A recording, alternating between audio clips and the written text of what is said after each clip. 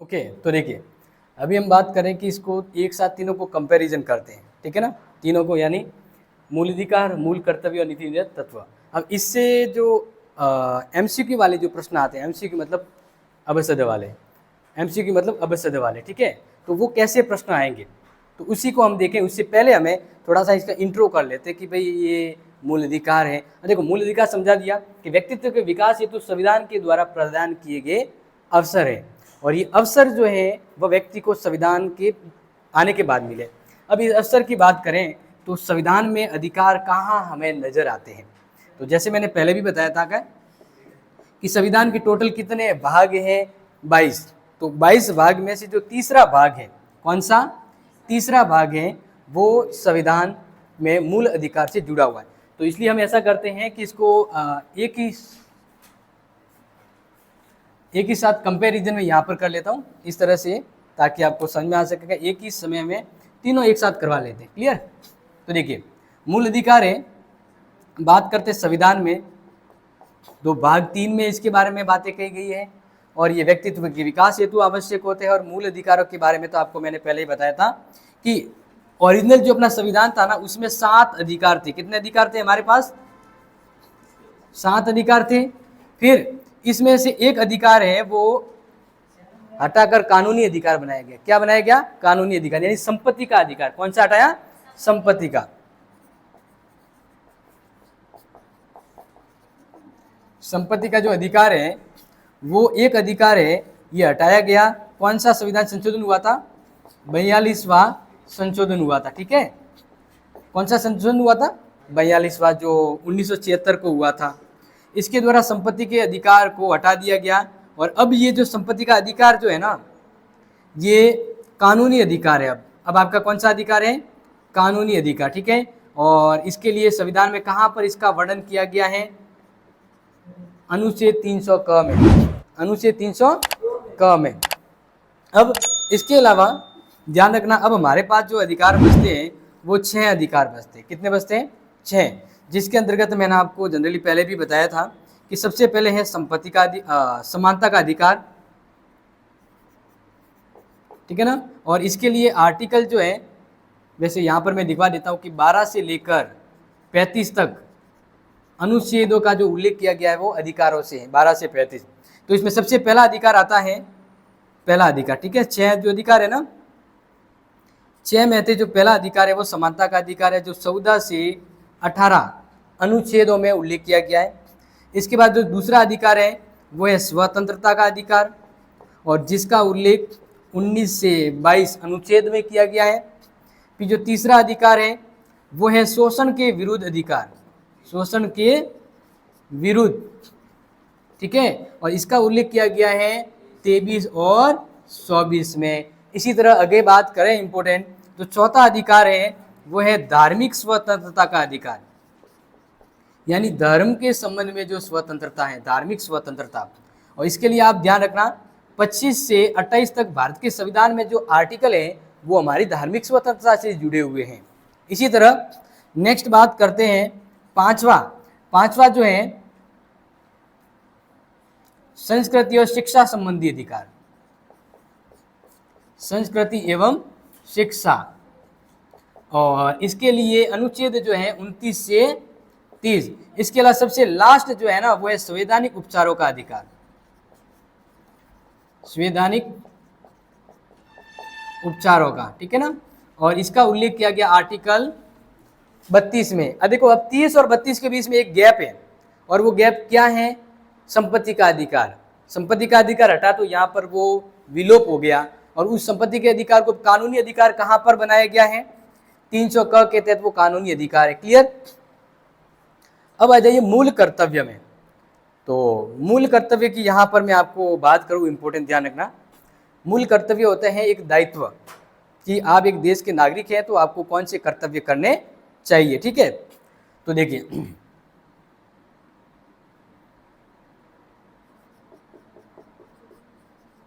नागरिकों को प्रदान कर्तव्य, ठीक है। अब इसके बारे में पहले संविधान में बात करते हैं कि संविधान में मूल कर्तव्य का उल्लेख कहाँ होता है। तो नोट कर लीजिएगा। इसके संबंध में जो भाग अगर मैं बात करूं तो 4 मूल कर्तव्य से जुड़ा संविधान में कौन सा भाग है? 4 क, याद रखना 4 क। और 4 क के अंतर्गत बात करते अनुच्छेद कौन से हैं? यस, 51 क, इंग्लिश में कहते हैं 51A और 51A। अब एक चीज और ध्यान रखना, जो भारत का संविधान बना, प्रश्न आ सकता है कि भारत का संविधान बना तब कितने कर्तव्य थे? प्रश्न आ गया कि भारत का संविधान जब बनाया गया उस समय कितने कर्तव्य प्रदान किए गए थे नागरिकों को? एक भी नहीं। क्यों? क्योंकि मूल कर्तव्य हैं वो भारत के संविधान बनने के बाद जोड़े गए हैं 42वां संविधान संशोधन 1976 के द्वारा। यस, 42वां संशोधन 1976 के द्वारा स्वर्ण सिंह समिति, स्वर्ण सिंह समिति के सुझाव पर जोड़े गए। ठीक है, और ये 42वें संविधान संशोधन 1976 के द्वारा स्वर्ण सिंह समिति की अनुशंसा पर मूल कर्तव्य भारत के संविधान में जोड़े गए। उस समय कितने कर्तव्य जोड़े गए थे? 10, टॉप 10। ठीक है, तो उस समय जोड़े गए कर्तव्य थे 10। फिर एक कर्तव्य है वो बाद में जोड़ा गया, एक कर्तव्य बाद में जोड़ा गया और वह कर्तव्य है 11वां कि 6 से 14 वर्ष तक के बच्चों को शिक्षा प्रदान करवाना उसके माता पिता अभिभावक का कर्तव्य होगा। तो ये है एक, यानी वर्तमान में एक कर्तव्य और प्लस हो गया, और एक कर्तव्य प्लस हो जाने के बाद वर्तमान में जो कर्तव्य है 11। तो अब ये ध्यान रखना कब जोड़ा गया, तो लिखिए 86वां संशोधन 2002 के तहत मूल कर्तव्य के अंतर्गत एक और कर्तव्य जोड़ा गया, और एग्जाम में इस कर्तव्य से जुड़े इतने बार प्रश्न आते हैं जिसकी आपने कल्पना नहीं की होगी। और अभी इसके बारे में ये जैसे पूरा होता तो एक जो बताऊंगा उससे संबंधित प्रश्न डेफिनेटली आता रहता है। तो देखिए, अब इसके तहत एक और कर्तव्य जोड़ा गया, और वो कर्तव्य है 6 से 14 वर्ष के बालकों को शिक्षा प्रदान करवाना अभिभावकों का कर्तव्य है,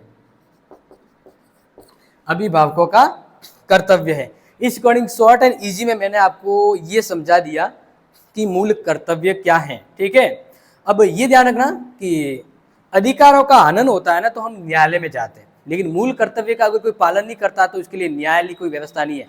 मतलब ये वाद योग्य है, ये वाद योग्य नहीं है, लेकिन इसका संबंध बहुत बढ़िया है।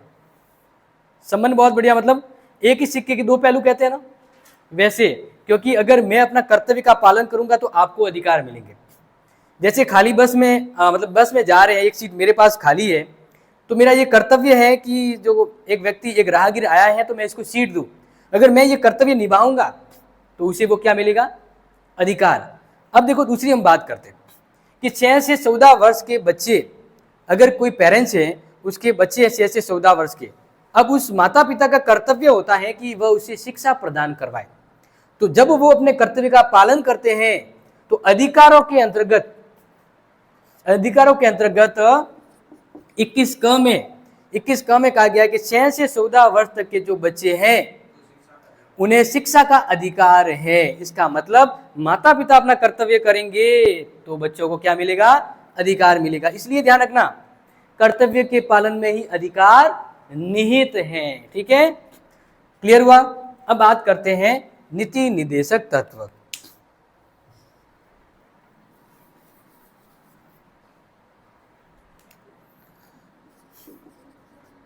राज्य के लिए दिशा निर्देश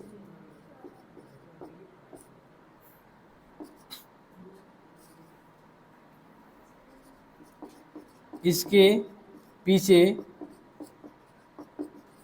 लोक कल्याणकारी भावना निहित है। समझिए, अब राज्य के लिए मतलब देखो, एक पहली चीज यहां ध्यान रखिए कि अधिकार किसके लिए है?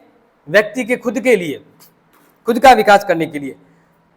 मूल कर्तव्य किसके लिए है? सभी नागरिकों के अपने दायित्व निभाने के लिए। और नीति निर्देशक तत्व है वो राज्य के लिए। किसके लिए? राज्य के लिए, क्योंकि राज्य के लिए दिशा निर्देश, इसके पीछे लोक कल्याणकारी भावना है। और यानी ये माना जाता है, संविधान निर्माता भी ये कहते हैं कि अगर नीति निर्देशक तत्व के अकॉर्डिंग कोई राज्य काम करेगा तो लोक कल्याणकारी राज्य की स्थापना होती है। अब बात करते हैं संविधान में इसका कहाँ उल्लेख आता है। तो ध्यान रखना, अधिकारों की जस्ट बात नीति निर्देशक तत्व का उल्लेख किया गया है।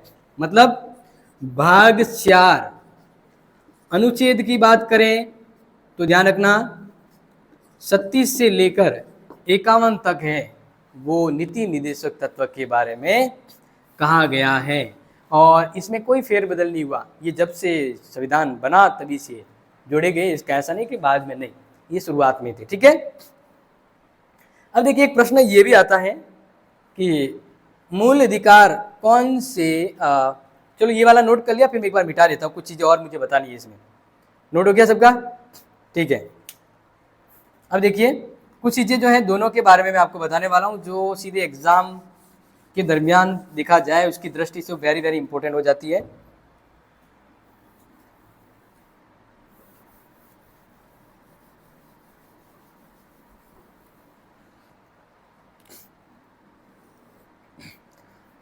अब यहाँ पर जो 36 से 51 तक है वो मूल नीति निर्देशक तत्व है। ठीक है। अब इनमें देखिए, पहले हम अधिकारों के बारे में कुछ इंपॉर्टेंट चीजें रह गई है, बाकी वो देखते हैं।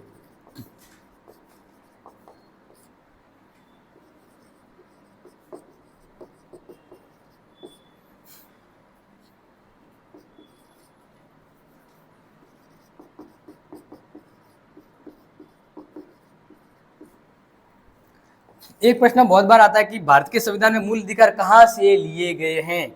तो ध्यान रखना, USA, मतलब उसकी फोटोकॉपी नहीं है, उससे प्रेरित है। कहते हैं ना, कोई किसी से मोटिवेट होता है। तो भारत का संविधान है, अधिकारों के अकॉर्डिंग देखा जाए तो भारत का संविधान है वो अमेरिका के संविधान में जो अधिकार दिए गए थे उससे मोटिवेट हुआ है, और इस अकॉर्डिंग भारत के अनुसार लोगों को अधिकार दिए। तो ध्यान रखना कि अधिकारों का स्रोत जो है वो अमेरिका है, यानी अमेरिका के संविधान के अकॉर्डिंग भारत ने भी अपने संविधान में अधिकार जोड़े हैं। क्लियर? समझ में आ रहा है? ये प्रश्न एग्जाम में काफी बार आया है कि भारत के संविधान में जोड़े गए अधिकार कौन से देश से प्रेरित है? कौन से देश से प्रेरित है? अमेरिका से। मूल कर्तव्य की बात करते हैं कि मूल कर्तव्य किस देश के संविधान से प्रेरित होते हुए भारत ने अपने संविधान में जोड़े हैं, बताइए। इसका उल्लेख पहले भी मैंने किया था, याद है किसी को? मूल कर्तव्य कौन से देश के संविधान से प्रेरित हैं?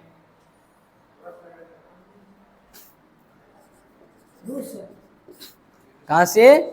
रूस से। क्लियर? ये ध्यान रखना। ये प्रश्न अब कंपटीशन वाला, अभी तक तुमने जनरली समझा था, प्रश्न ये टपकते हैं यहां से।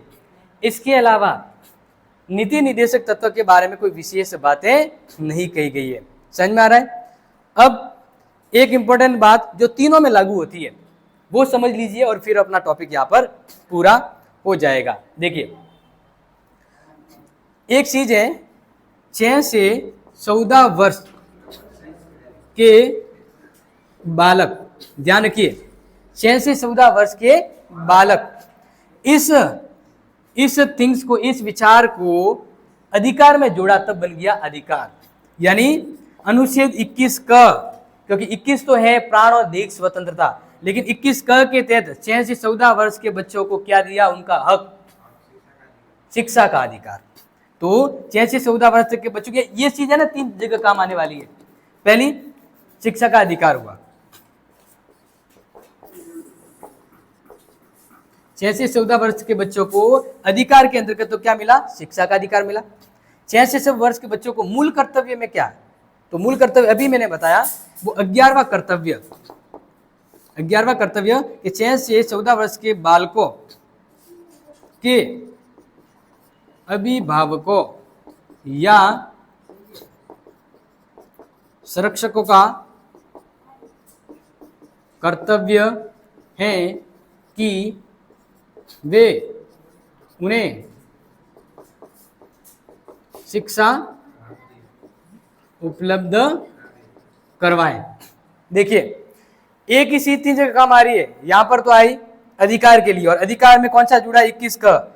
6 से 14 वर्ष के बच्चों को 11वां कर्तव्य के अंतर्गत, ये कर्तव्य माता पिता का है, अधिकार बच्चों का, कर्तव्य माता पिता का। और इसी तरह यही बात यहां पर भी जोड़ी गई, यहां पर जोड़ी गई कि 6 से 14 वर्ष के, ये लाइन में सीधा यही लिख देता हूं, ये वाली बात, राज्य का दायित्व होगा कि वह अपने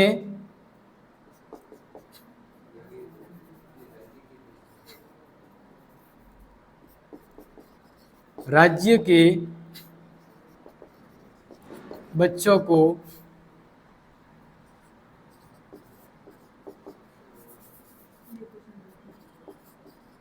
शिक्षा उपलब्ध करवाएं, विशेषकर 6 से 14 वर्ष को। और क्या जोड़ा गया?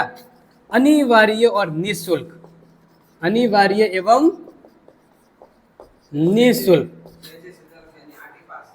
हाँ, ठीक है ना, अनिवार्य और निःशुल्क। अनिवार्य यानी 8वीं तक प्राइमरी होगी, और निःशुल्क शिक्षा। तो अब देखो एक चीज यहां पर आई, 6 से 14 वर्ष के बालकों को अधिकार मिला, माता पिता का कर्तव्य हो गया, और राज्य का दायित्व हो गया। तो इस प्रकार से ज्यादातर जो प्रश्न पूछे जाते हैं वो मैंने आपके सामने रखे, लेकिन आपको समझ में भी आ गया होगा।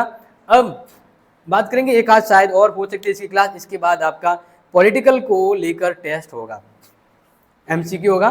तो जो जो पढ़े हैं वो एक बार देख लीजिएगा, और इस प्रकार से हम अगली क्लास में आप सभी से वापस मिलेंगे। जय हिंद।